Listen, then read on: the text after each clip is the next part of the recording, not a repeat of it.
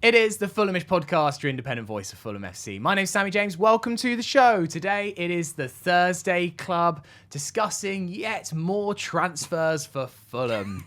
Oh, wait.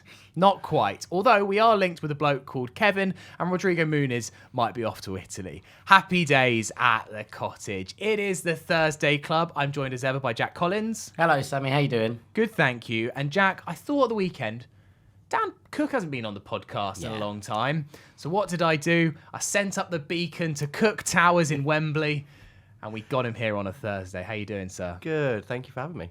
You're both repping awesome podcast merch, I noticed. You're repping the Tailenders podcast, the cricket I'm indeed. I've been in my cricket with summer. Felix White. Yes, yep. Famous Fulham fan. And you're rocking the Stadio. Yeah, this is a nice one. I like this. It has International Football Family written on the back, which I really like. And I'm repping something from Primark. Nice. So the usual.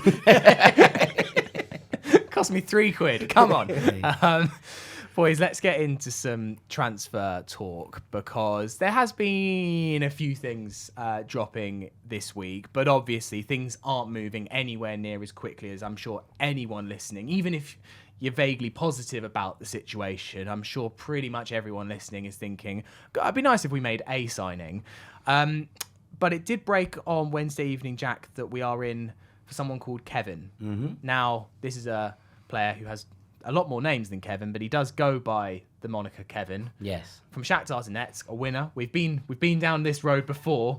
What can you tell us about Kevin? Because Fabrizio said that we went in with a £30 million offer. Yeah, which is quite significant, to be honest. And I think that there's a couple of things you can take from this. We could talk about himself in a minute. There's not loads and loads to go on in terms of it's obviously been quite difficult to watch Shakhtar games outside of European competition for a while now for obvious reasons. That he's really quick. He likes taking players on. He scored a brilliant goal against Bayern Munich in the Champions League last year, and he's been really important in Shakhtar's kind of opening segments in the Europa League qualification this year. I think he's got 3 in 2 games against Besiktas. So there's definitely something there in terms of a player. And look, we know about Shakhtar's penchant, should we say, for developing Brazilian talent, bring them over early, and then kind of selling them on for major fees. I struggle a little bit with the idea that we're going to get this over the line. So I haven't gone and completely scouted everything that I could find on Kevin just yet. Because, one, that offer was turned down, and I don't know how much more we have to give. And two, like the interest from elsewhere includes, RB Leipzig, Napoli, etc., who are clubs with higher statures and higher kind of ceilings in terms of what they can spend this summer. Especially, for example, we've seen Napoli sell Victor Osimhen. We've seen Benjamin Sesko is about to leave RB Leipzig. Like, there is going to be money in the pot for both of those clubs.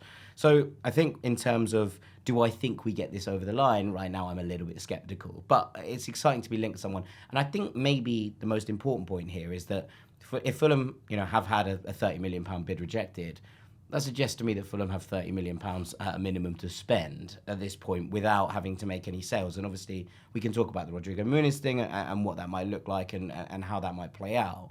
But it means that there is a pot of money. And I think some of the discussion over the last few weeks, and I know there's frustration, and look, I feel it too, with Fulham's kind of lack of movement in the market, I think there are a couple of different strands you can go down to discuss on that one. But the fact that there is a bid here that's gone in and been rejected suggests to me that there is a pot of money for us to play with, which does give me some hope that there are going to be deals done. Yeah, and obviously Kevin, like we all know loads about Kevin, is a left winger.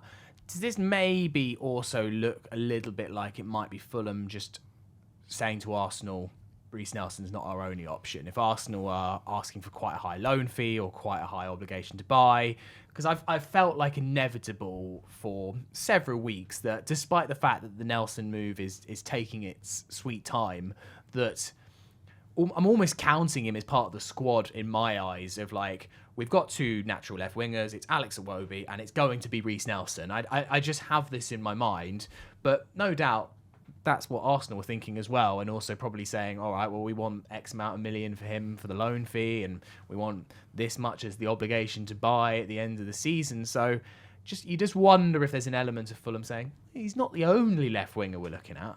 Yeah, there's an element of gameplay. There always is in the transfer window in there. But I think the way I'd look at it, I think Reece Nelson is a great option if you want to free up funds and space for other parts of the squad. If it looks like actually maybe we're not going to plough tens of millions into, I don't know, a creative central midfielder, then I think I'd rather actually let that Reece Nelson deal drift away. Simmer. Yeah, and let that money go towards this sort of player. If you open up more space in the transfer budget to go for a really top level left winger, or a top level for us that we can afford, I quite like that. And the thing that I like about this Kevin rumour is not necessarily the specific player himself, but the type of player we're looking at, which is direct, quick, eye for goal, all of those things, which I think we lack, particularly on that left-hand side.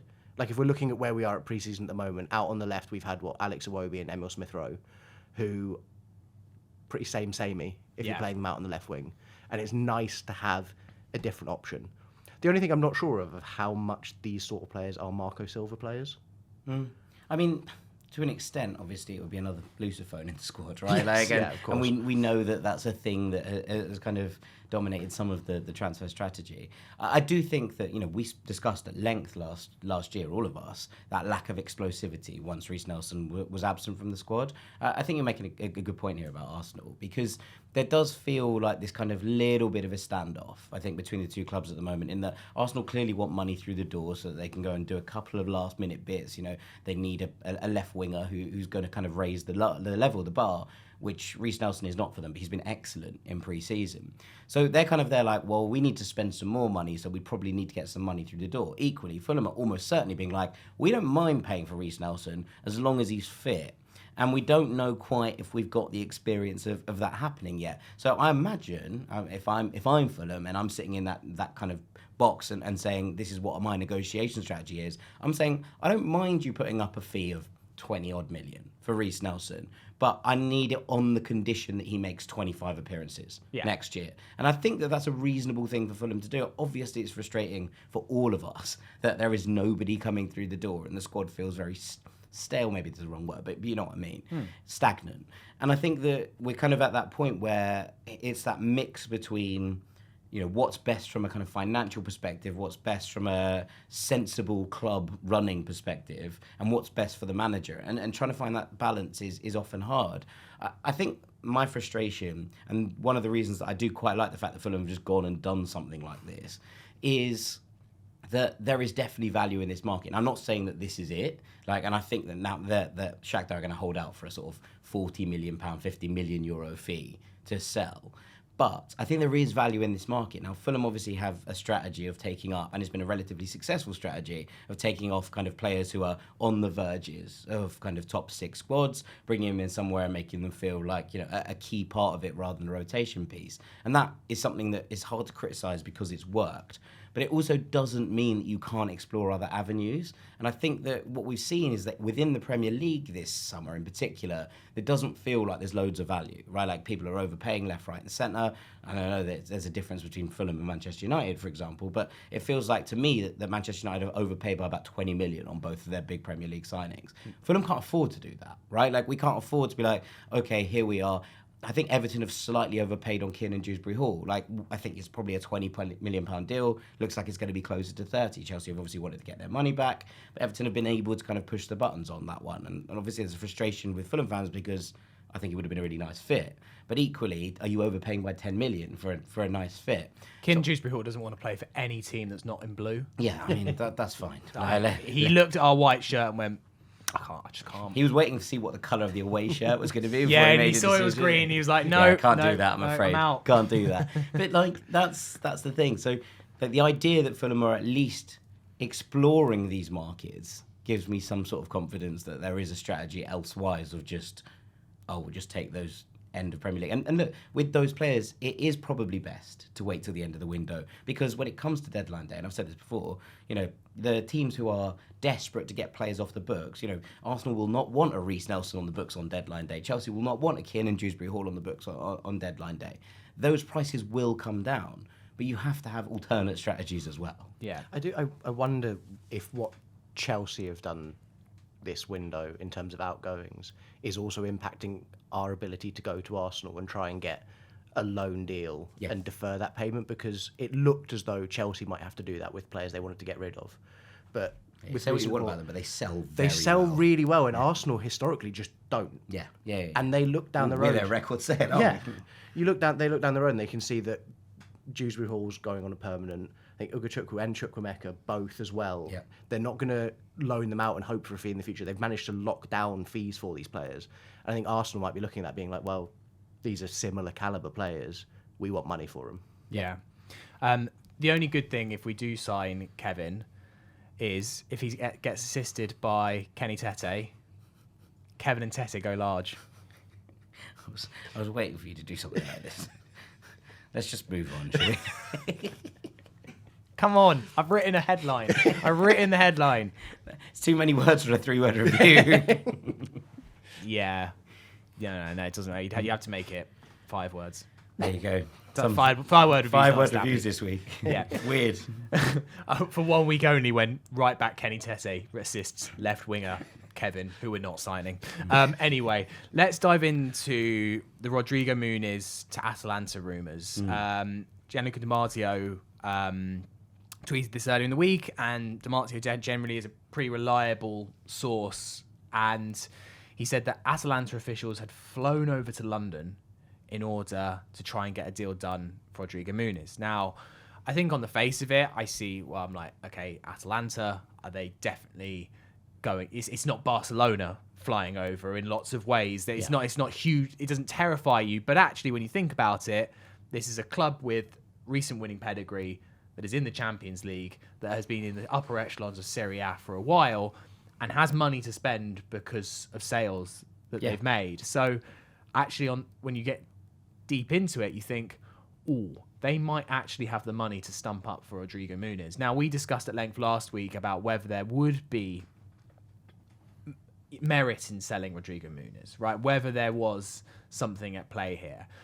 I think I'm just getting to the point now where I want to stick. I really just want to make sure that it's Rodrigo Muniz that we stick with, because I just don't actually have full belief in Fulham to go and spend that money and find someone either equal or better before the window slams shut. And we do not want to be going into next season, as we found at the tail end of last season, with just Raul Jimenez up front. That is, a lot of people are saying, could Fulham be a bet for relegation? Personally, I don't think so. If it's just Raul Jimenez, though, I could see that. Yeah, I mean, I would be more concerned with Atalanta if it was still Gianpiero Gasperini in charge. As much as, obviously they have the money to spend, and I completely agree with you. I mean, they've been one of the world's best run clubs for quite some time now. They are the little engine that could in so many ways, and they're such an inspirational club in what they've managed to put together. But you actually look at it right now, and it feels like a lot of people like sinking ship, get off it right now. Obviously, Ivan Juric goes in after a really disappointing season with Southampton and at Roma early on, although that wasn't completely his fault. And he's a Gasperini disciple. Is he going to be able to kind of bring the same attitudes? And look, you're seeing it now, like Ademola Lookman in a standoff with Atalanta about leaving. We've already seen Retegui, who could have moved almost anywhere, decided he was going to go and play in Saudi Arabia for a club record fee and some incredible wages. So fair play to him for making his bag. But there is a feeling, I think, around Atalanta that I'm like, they could struggle.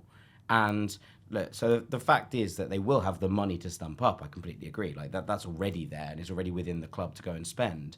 I don't think they're as attractive a proposition. That doesn't mean he wouldn't go. I'm not suggesting that by any situation, but I'd be really, really concerned if this was happening at this time last year with Gasperini and the squad that they had at that moment. You're seeing them start to kind of fall away in terms of what they've been doing. The recruitment's been a little bit more scattergun than it has been in recent years. And look, they might well make it work because they make a lot of things work.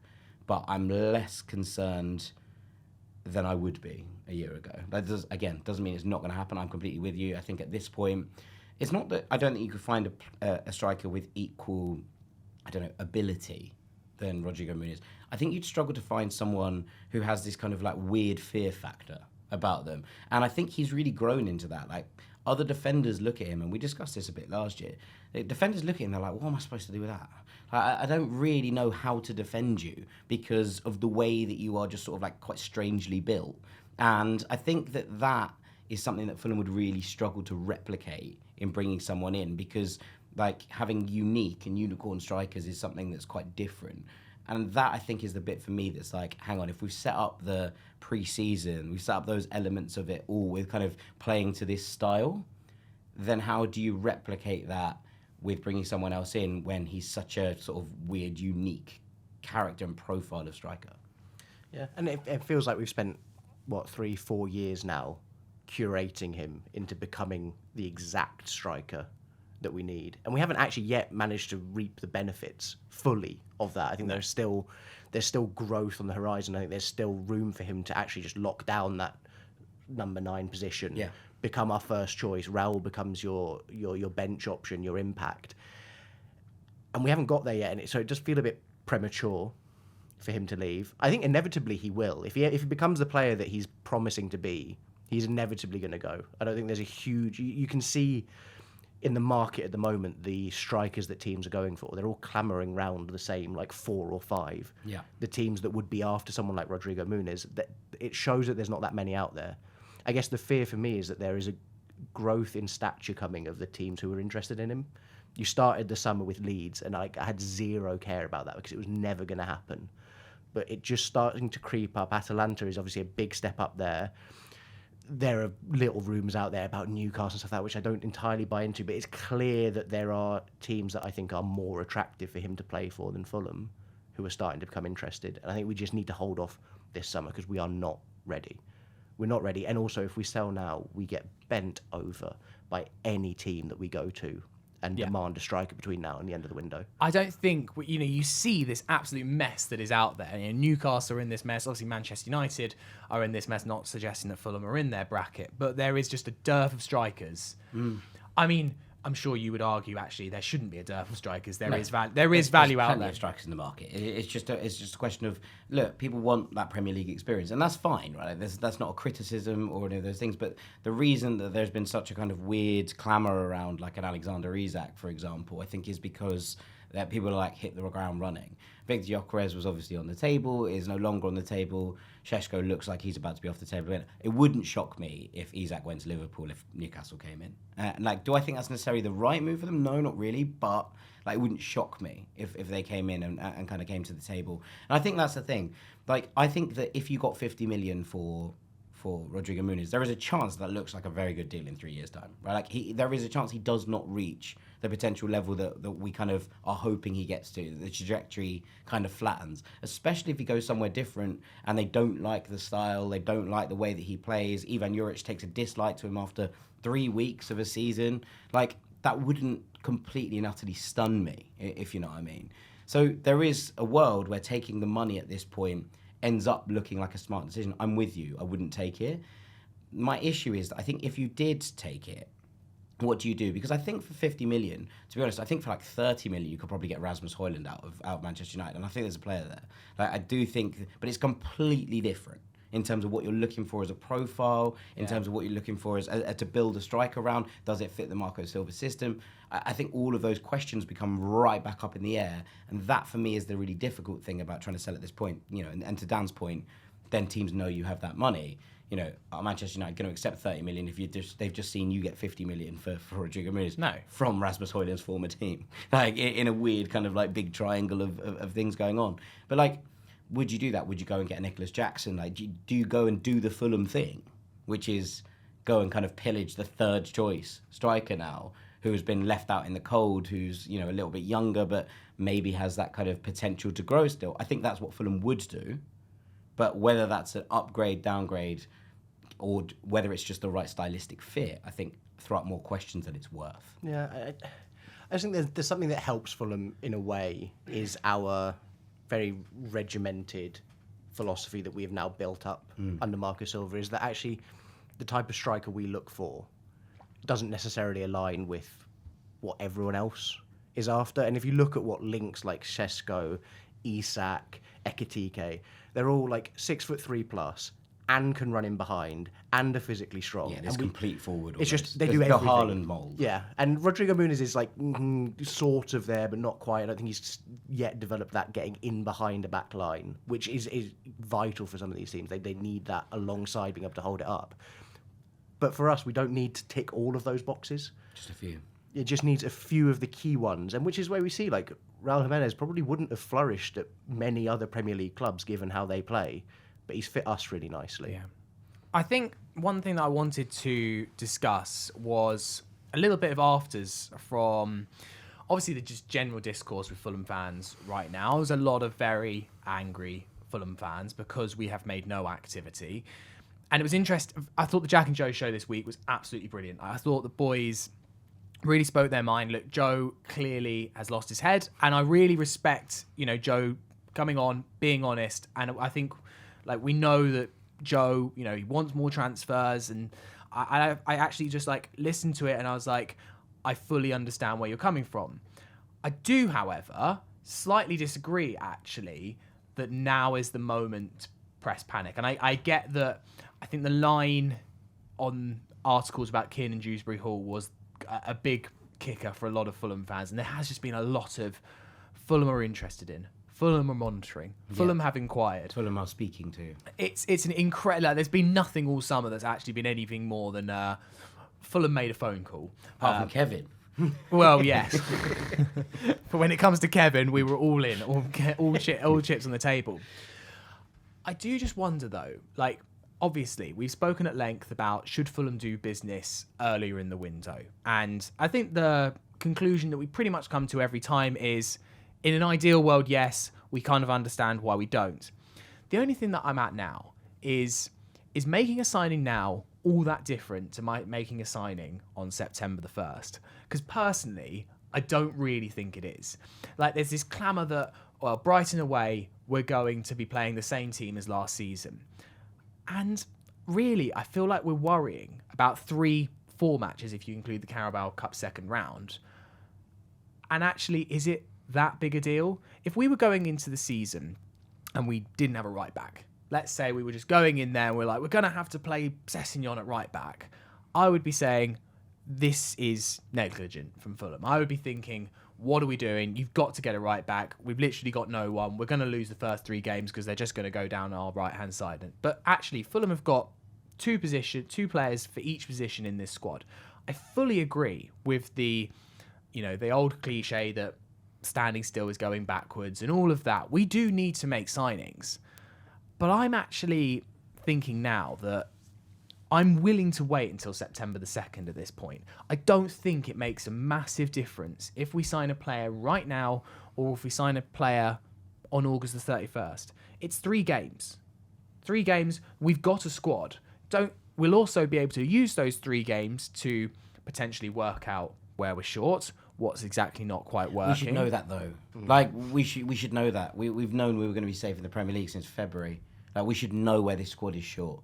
We should be aware of where this squad needs augmenting. Like, it shouldn't have taken this long. If that's, like, I actually agree with some of what you're saying here. But, like, we shouldn't be using these 3 games to work it out. We should we should have known that 6 months ago. But you never know until it's properly it might just be in the first 3 games. You're like, oh my God, we've got no options off the bench. Or actually, more to the point, someone gets injured or we realise that someone's not as fit as they were. I'm just saying, how much difference is it really making if you bring in a player now, they're not going to play the first 3 games? No, I actually agree. Like, that point is, but that's a slightly different point, is look at what happens when you bring in a player on deadline day. Like, when did we see the players who came in on deadline day actually start to make an impact? October? Like, it's not the first 3 games. Like, I think that ship sailed, right? Like, it's not going to be, even if we bring in a player right now, like, are they going to be ready for Brighton next Saturday? I think Reece Nelson would be. Yeah, okay, but like, that's bringing back someone. Like, that's kind of slightly different. Yeah. But like, in terms of you bring in a new player now, let's say Kevin signs tomorrow, right? Like, is he going to be playing in that Brighton game? Probably not. Maybe makes a 10-minute cameo off the bench, right? Like, does he play maybe in the Carabao Cup game to give him a feel for the squad and you kind of, but he's not going to be impactful until probably mid-September, right? Is like that the international break. Is that a massive problem though, considering we have a squad? Well, but like, yes, but like also when you're thinking about it from that perspective, it's not the 3 games in August, it's the 4 games in September, it's the games that, the start of October, and then suddenly you're like mid-October and like, oh, Fulham started to click, that's nice. But you're like, well, we just had this like a month ago. Like, if they'd been given that extra month, I agree. Like, ideally, you do this before pre-season. Marco said you want them out in Portugal so they learn not only the kind of dynamics on the pitch, but the off-pitch dynamics as well in the dressing room and what that how that matters. I get that, and I take your point that they've already missed that. Like, that's gone, finished, goodbye. But like, my next bit is, okay, if you sign that player on September the 1st, like, there's a chance that they don't make an impact till November. Like, I think if you do it now, there is more chance that impact comes earlier, and that should be something that Fulham are looking to do in order to be able to kick forward. Because if, like, as you say, if in these 3 games we're like, well, we have no dynamism, like none, like we can't change games. Look, how many points do we throw away from winning positions last season? We can't shore up games, whatever it is, right? Can you afford to do that for 2 months as opposed to doing it right now and saying, okay, it's not ideal right now, but we know that, you know, at the start of mid-September, these players are going to be able to come in and have that impact. There is change afoot. Whereas if you wait, then obviously it pushes that back another 3-4 weeks. Plus, you've got in there the international break, which can work for or against you. You know, if we sign Kevin, you're fine. You've got an extra week and a half, 2 weeks to bed him in. But if you've signed a player who goes away on international duty, you're just pushing it further. And I agree that, yeah, as Jack says, it's those first 3 games, fine, whatever, write them off in terms of a new player coming in and making an impact. If you wait until deadline day, those 10-minute cameos that would have been useful in those first 3 games are then happening in your next 3 games, and you're just pushing it down the line. Kicking a can down the road. Yeah, and I think this, like, how frustrated each individual person is about this depends on your personal ambitions and where you would just plonk Fulham right this second in a table at the end of the season and where you had wanted them to be. So I think if people are coming into the season with the perspective like this was the season to kick on and try and challenge in those European spots, try and go and get a trophy, get to a semi-final, get to a final, you're going to be more pissed off right now than people who are like, you know what, we're locking down mid-table. This squad is safe. This squad is good enough to do what we did last season, do it again. And I think from that perspective, if you take like are we okay? Yeah, we're fine. Yeah. This squad is fine. We saw it. It did well last season. It's just such a missed opportunity to be better. But then, especially though, Sammy, especially with the teams around us getting shredded. Right? Like Bournemouth have lost 4 of their back 5 from last season. We've seen what's happened at Brentford. Like, there's a chance that before the end of this window, Palace lose Eze and Mark Gay. Like, these are the teams who are in and around us. And you're kind of looking at it and thinking, can you make that jump? Even if that jump is to 9th. Like, are Forest going to be the same team having to deal with the pressures and the rigours of European football whilst losing Anthony Elanga, whilst, you know, I think they'll be fine for what it's worth. But, like, the point is, can you take advantage of a year where it seems like we've kind of maybe got away with it is the wrong way because it's about squad build, but like where we haven't been hit by the same sort of like bigger teams tearing us apart as the rest of our rivals in the same kind of area. Can you use that to kick on?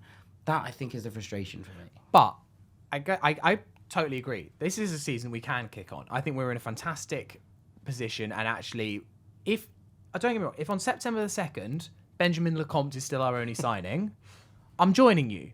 I'm just 2 weeks behind because I do genuinely think that does 2 weeks, in all honesty, and that's what we're talking about now, 3 weeks, sorry, make an awful amount of difference. Can Fulham still push on in the Cups and later in the season if we buy 2 or 3 quality players between now and the end of the window? Absolutely. Sure, September might be a little bit soon for 1 or 2 of them. Don't think it's beyond the realm of possibility, though, that 1 or 2 players could have had a full pre-season with their clubs, come in and make a decent impact as well. Yeah. I just feel like Fulham are going to wait until the end of the market because we're in a good position where we don't have any obvious hole. There's no obvious, we haven't got a striker, we haven't got a right back, we haven't got a goalkeeper. So Fulham, I kind of get it. I kind of get the logic of like, let's wait until the end of the window. Let's buy 2 or 3 players that raise the ceiling of this squad. Sure, we're not going to have them for those first 3 games, but we've got a more than good enough squad that could probably get 3 to 4 points out of what is a difficult opening 3 games. I mean, it's not impossible that you don't win out of all of those 3 games, given the caliber of who we're playing anyway. I'm constantly negative about the club. People are negative about me for often being negative about the club, but this is just actually one area where I've been seeing a lot of discourse online, and I wonder if it's just slightly sometimes impatience with the fact that we're not making signings. I get that. Everyone wants the exciting reveals and all of that. But I'm just feel like I'm personally willing to save my frustration, because if we don't sign anyone, I will be just as frustrated until September the 2nd. And that was what I kind of wanted to raise as a potential, devil's advocate to what's being mostly said online, which, don't get me wrong, I fully respect everyone's opinion and everyone's right to be frustrated. I just think some of the source of it comes from the discourse coming into the summer. If you go back 3 months, if you hear the words Marco Silva was saying, if you hear him saying, I've put a plan down, he just came out and said it. He's got a plan put in front of the board of what he wants to happen this summer. It's ambitious. This hasn't been ambitious. Like, this can't have been what he wanted. And ultimately, like... But if he gets that on September the 2nd... But that's not... I don't think that is ambition. We spend £80 million on deadline day. Like, no chance. I just don't think it happens. And there is one element of this, and Jack and Joe spoke about the second element. The first element is, what do Fulham look like this season?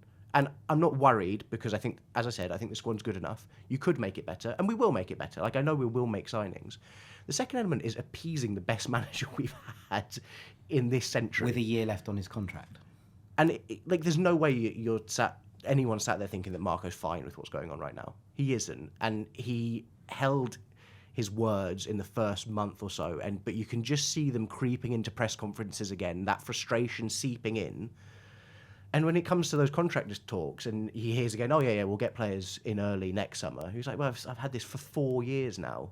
There are clubs out there who will back him, and I think that's the second part of this that gets lost in it, is that he's a very principled. He has his own beliefs. We've seen it. It can cause issues with Fulham because he doesn't want to bring in players of a younger profile or give minutes to younger players, but he sticks to those beliefs.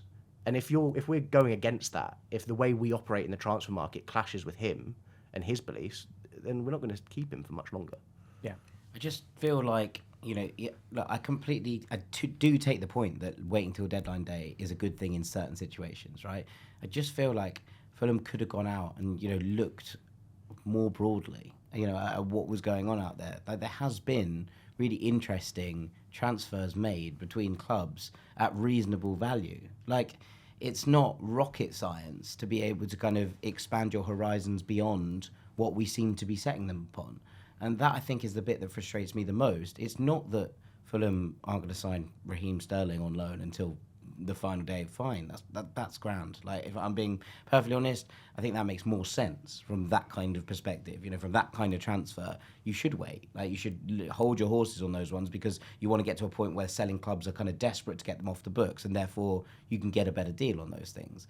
But that's not the case for everyone. And as Dan says, that's not the same ambition as going out and signing a 24-year-old who has the potential to go on and become one of the best in the world in his position. And there have been those players, who have been in discussions and gone for kind of maybe not nominal but reasonable fees on the continent. And that, I think, for me is the bit that that really gets my goat, because it's not that Marco Silva is like, I demand. Look at the Fulham team. It's not like everyone has been signed from, Man United, Man City, Arsenal, Chelsea. Like, there are still really important and impactful players in this squad who have come from elsewhere. Look at the midfield. You look at the impact that obviously Sasha has had, coming in from Torino. There is players who can transfer that. It doesn't need always to be the same kind of battle that we're drawing. And it does feel a lot like Fulham were like, oh, that's our strategy, and we're sticking to it no matter what, like hell or high water.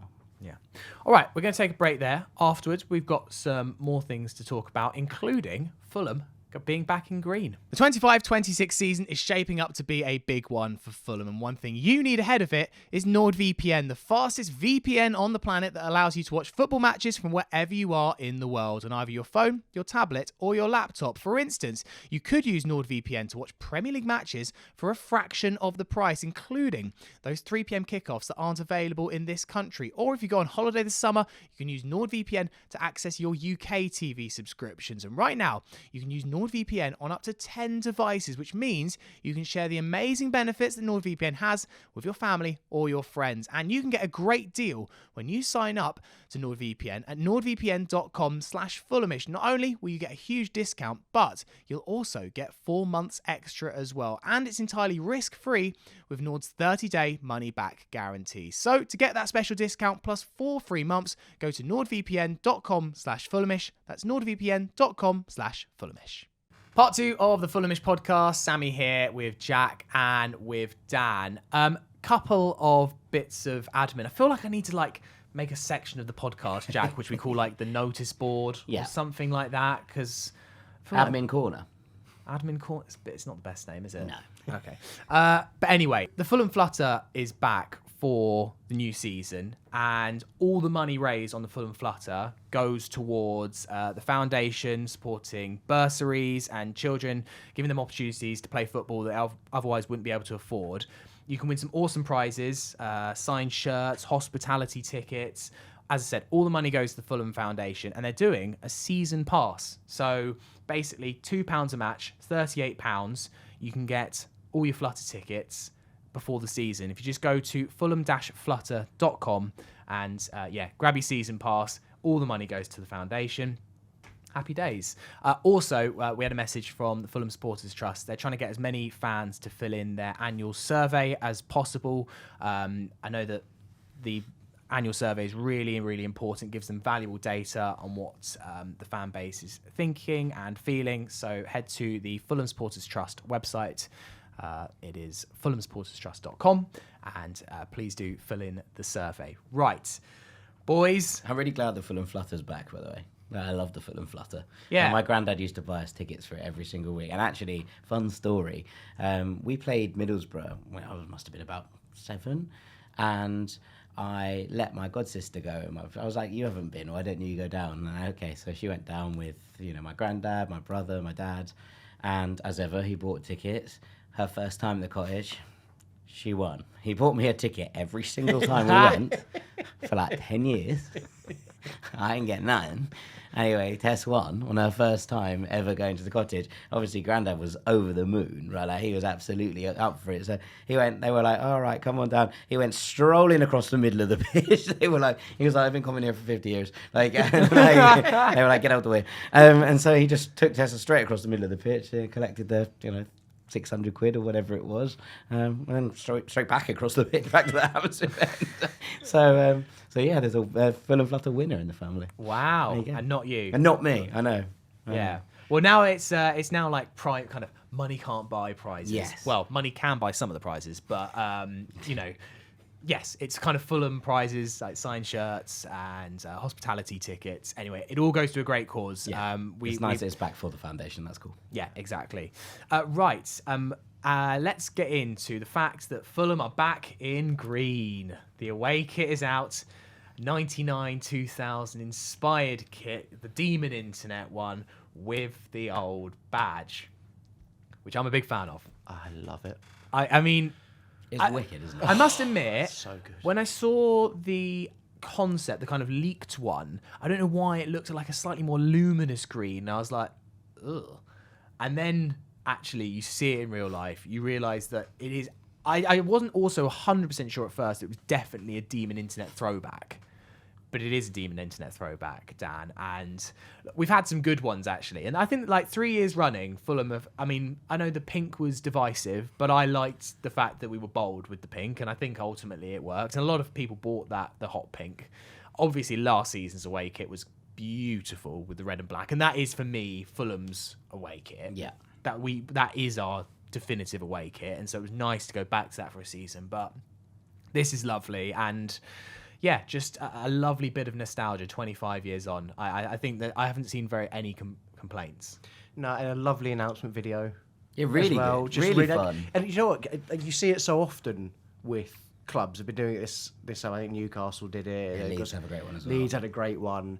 And then we sort of just announce it by Alex Iwobi striding out in one. But no, this was like a proper announcement video. Lovely nostalgia and throwback. Can you imagine how good that kit is going to look under the lights? Like When away we win at midweek. Ellen Road Oh my midweek God. in that kit, I swear, like that's the one. I think it looks great, and I'm with you. Like obviously you've got the club, what you would classify as the club's away colours, the red and black. But I'm really happy with the away kit being on a little bit of a cycle of just making it fun, making it interesting, making people want to buy it, That want red to and black wear it. will become our third as well, I think. Like, I know we've had a third every year. I wonder if they just let the red and black roll because it's such a different kind of colour scheme in case there's any sort of... And there have been element of rumours that clash. it's black and gold is the third Okay. kit. In which case, yeah. But that's very much just rumours. I haven't heard Yeah. anything, and I haven't been given a tip off or anything like that. This was, I think, it's either this or the yellow was my first kit. I can never remember in which order they came. I can't remember if the lime green was before the yellow or after it. But obviously this was 99-2000. I can't remember if the yellow was our away kit the year we got promoted. The Yellow Demon Internet. Yeah. But I think this was the first shirt I ever had because I had 10 on the back for Paul Pescasledo. So yeah, I'm really pleased. My brother's also got one of the original ones, and I'm really incredibly jealous of it. Like my one obviously no longer fits me because I was 6.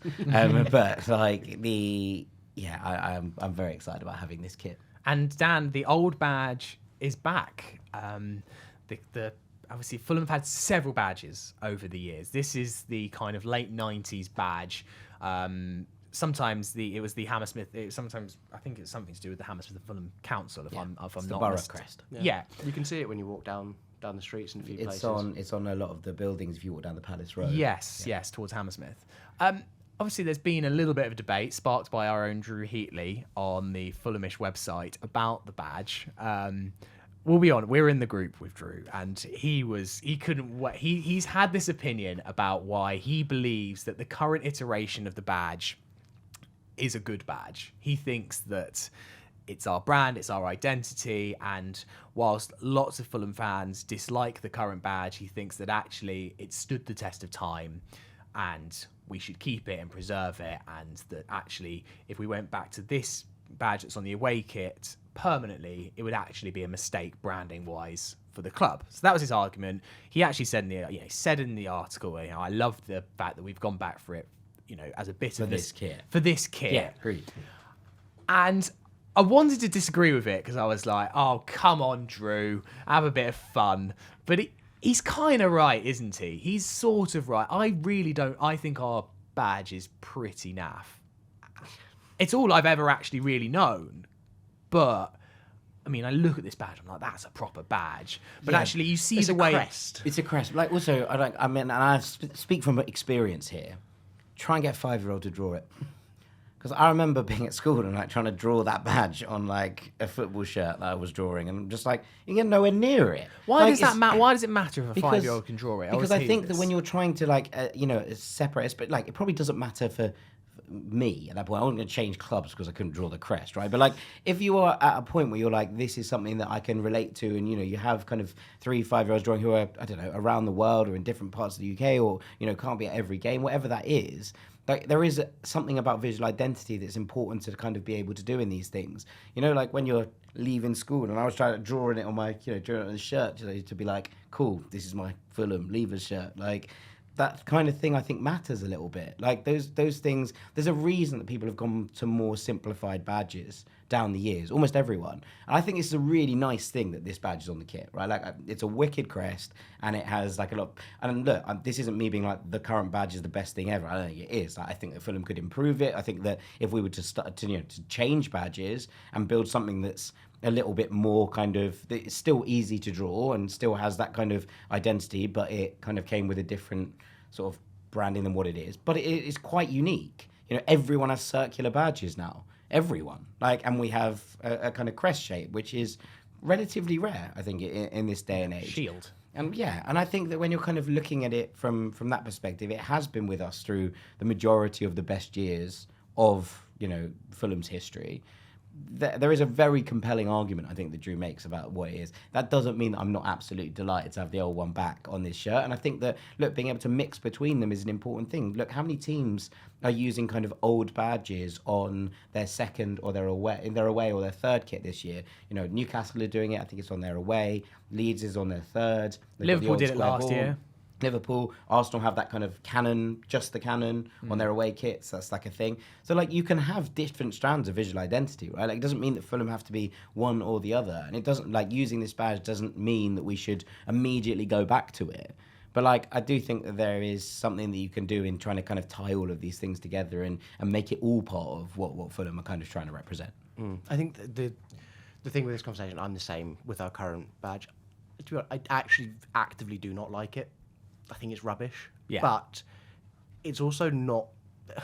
It would be lovely if your badge that your club has, your club crest, is meaningful and is decided upon by the fans about what represents them. It's all marketing and branding driven. This is why people go for the round crest nowadays, because it needs to be transferable. You need to be able to hold it in photos on social media. It needs to be able to easily be printed onto. It's just all marketing driven. Well, every social media site requires you to have a round profile picture. Yeah. So it works perfectly. Yeah. And this is what I'm trying to say. Like, whilst you can say, oh, look how amazing and how beautiful that crest is on our away shirt and our old crest, it is. But unfortunately, those decisions actually, those feelings don't matter. It's not like if they make a new one, it's going to be like, cool, what do you want here? I'm just going to whack one on us. It'll be a round one decided upon by the marketing team. It will likely have some form of old font of FFC, like going back to the old logo in sort of the 70s. Which is fine. Which is fine. But it's like, if people are kidding themselves if they think something like that could ever make a comeback. It'd be lovely, but we don't get to make those decisions. It's all about marketing, revenue, brand awareness, and unfortunately, really for me, the current one is the one that's got the biggest brand awareness. Yeah, I wouldn't mind if Fulham changed, but I would hate it if we went to one of the kind of round Brentford, Man City, Bristol City, the ones that come to mind, logo, just a little bit crap. Like, but I do think that definitely there's an argument that the current badge, I don't love it. It has visual identity, sure, but you can change that every now and again. But I do also agree with pretty much all of us, I think, are unanimous here, and Drew's obviously written this article, that going back to the old badge... Or this old badge, at the least. This old badge. I mean, maybe like the old FFC that was on the 75 kits. I mean, I think partially, like, our current badge, is partially inspired by that FFC.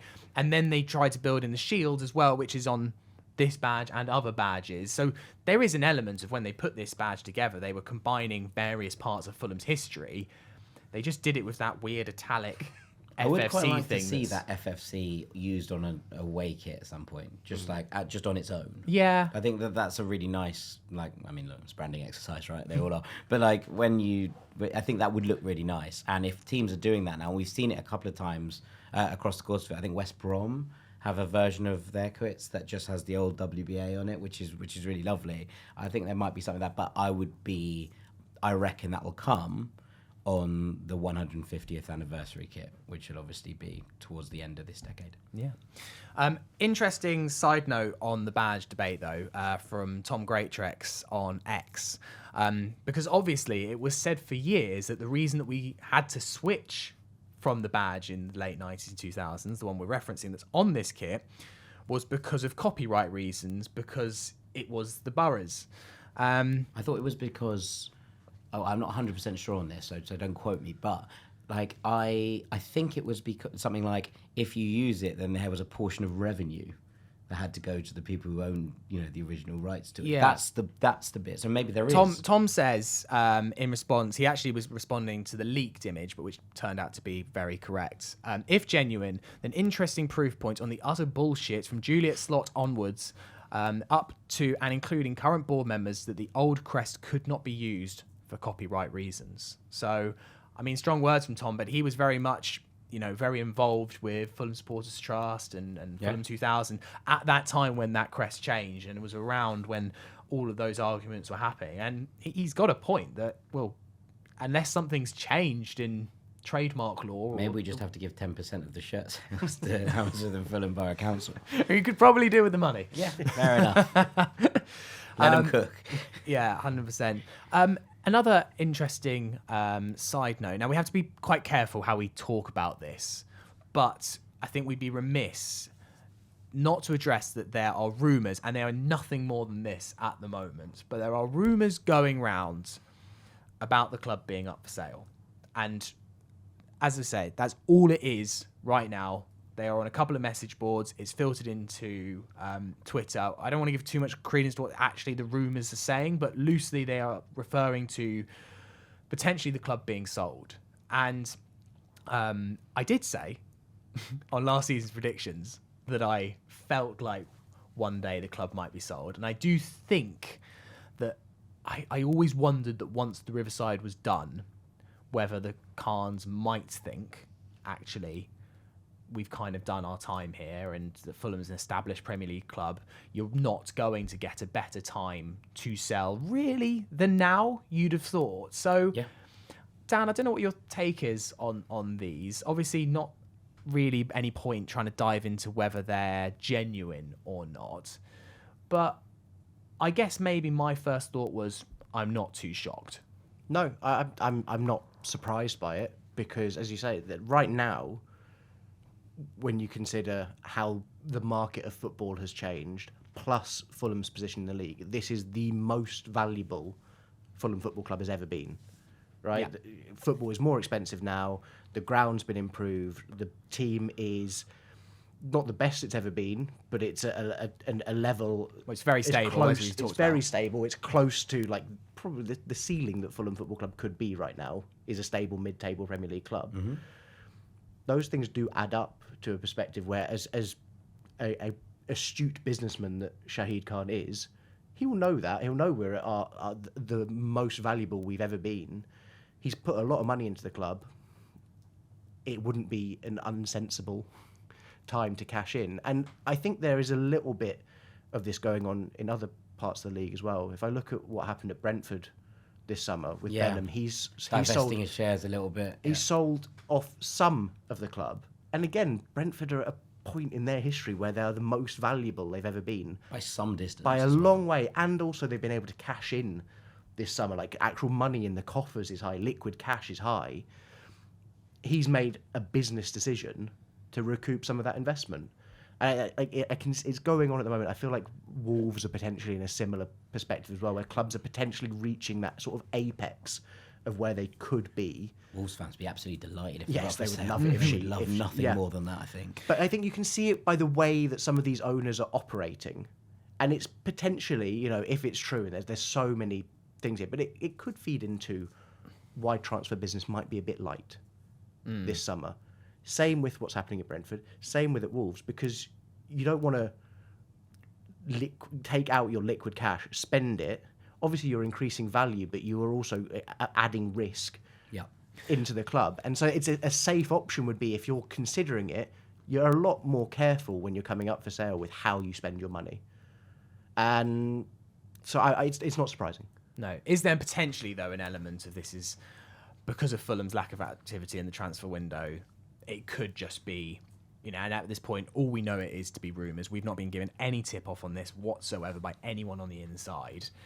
Is it just potentially Fulham fans looking at the lack of activity and thinking, oh, we must be up for sale? Because that is the logical explanation, and it's exactly what Mohamed Al-Fayed did before selling to Shahid Khan. In fact, he did it worse in the fact that he actually stripped us of assets and left us incredibly short when he sold Dempsey and Dembele, and that was basically the moment that relegation was sealed, even if it happened 2 seasons later. Yeah, I mean, I think that there is a chance it's probably more likely to be next summer, because now that the Riverside is open, now that we're seeing it kind of like, putting it in, I wonder if they'll be able to sell it more on the concept of like, oh, this is what we brought in from a revenue from that stand for a season. Like, that would make more sense to me in terms of kind of, rather than guessing what that's going to be with a full season of the Riverside open, and also a full season of it being used, as it's intended on non-match days as well. So I think it will probably come. I think it's maybe more likely to be next summer. Yeah. And finally, before we finish, bit of chat this week about atmosphere. And we've been given some intel from the Fulham Supporters Trust that there is apparently a working group between the club and certain fans of trying to improve the atmosphere at Craven Cottage. A directive that has come from Marco Silva. Now, we've talked about in the past how Marco has, on a number of occasions, spoken to the press after games or before games and said that we need the noise at Craven Cottage to be louder. He needs more support from his team. I wrote an article on the Fulhamish website earlier this week with some potential ways that the atmosphere could be improved. Does it include a drum?